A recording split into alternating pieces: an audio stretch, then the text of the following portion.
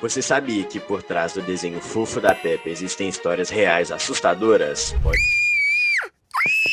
Pode não parecer verdade, mas a realidade é bem mais estranha do que a ficção. Durante a época das roupas mais estilosas de Londres, um pobre pai solteiro que era padre da igreja local batalhava duro para cuidar de sua filha.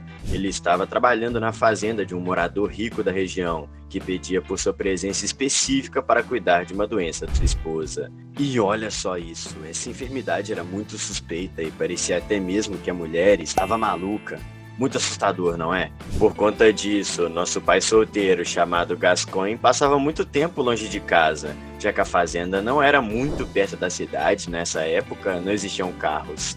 Então ele pediu para que seu melhor amigo fosse dar uma olhada em sua filha, Pippa, que ficava sozinha em casa durante todo o seu tempo.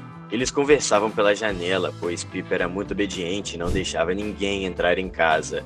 E depois de ver que ele era amigo, deixava ele passar comida e esse tipo de coisa para ela pela janela.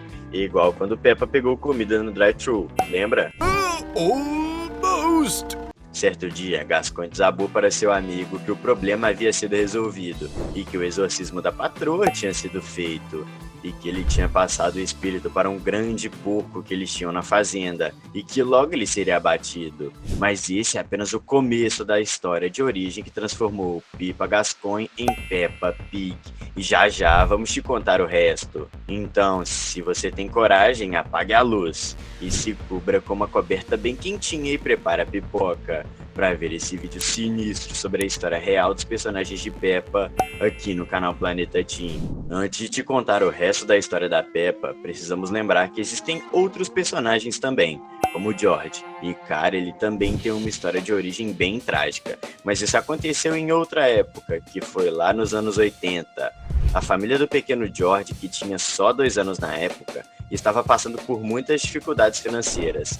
E conforme os anos foram passando e o pequeno foi crescendo, ele entendeu que seus pais brigavam feio e não se surpreendeu quando eles lhe deram uma notícia de que precisariam se mudar para um lugar mais barato.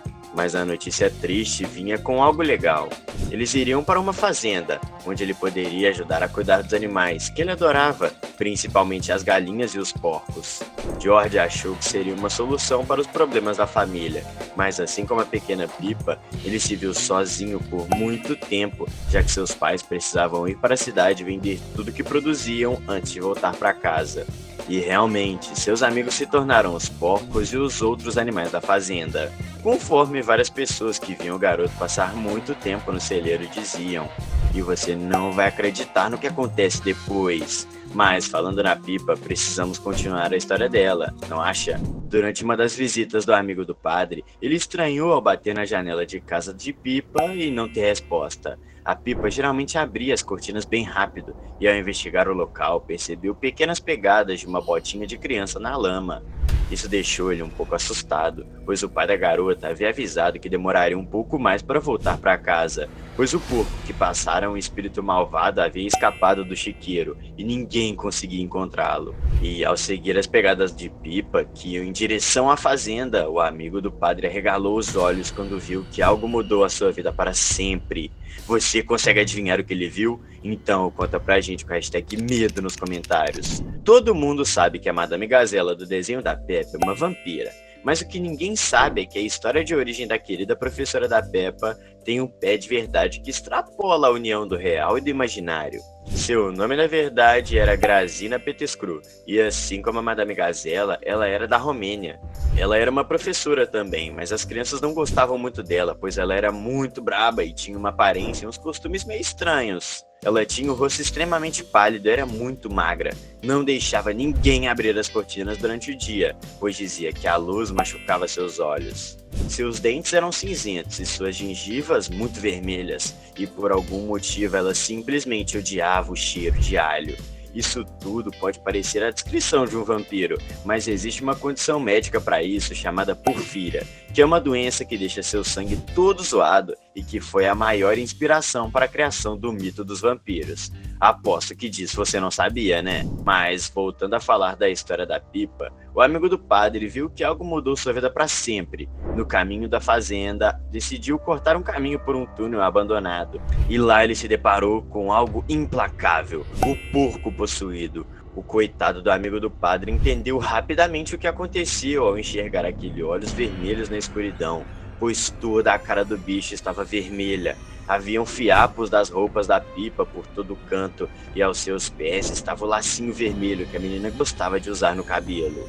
Ele chamou a polícia para investigar o local e eles logo abateram o porco que atacou todo mundo. E enquanto isso ele foi entregar a notícia ao seu amigo, que deveria ouvir dele e não de estranhos. Mas o Gascoigne não recebeu bem a notícia, e depois de tanto tempo lidando com coisas sobrenaturais, ouvir isso foi demais para ele, que acabou atacando seu amigo totalmente enlouquecido. Seu amigo não teve escolha e acabou ferindo mortalmente o padre, que se juntou à pipa no paraíso. Ele foi preso por causa disso, mas logo foi solto por causa de todo o contexto da situação, e porque ele só estava se defendendo. E fora os desenhos que Pipa fazia sozinha em casa, que inspiraram os criadores de Peppa Pig a pegar toda essa tragédia e transformar em algo bom para as crianças.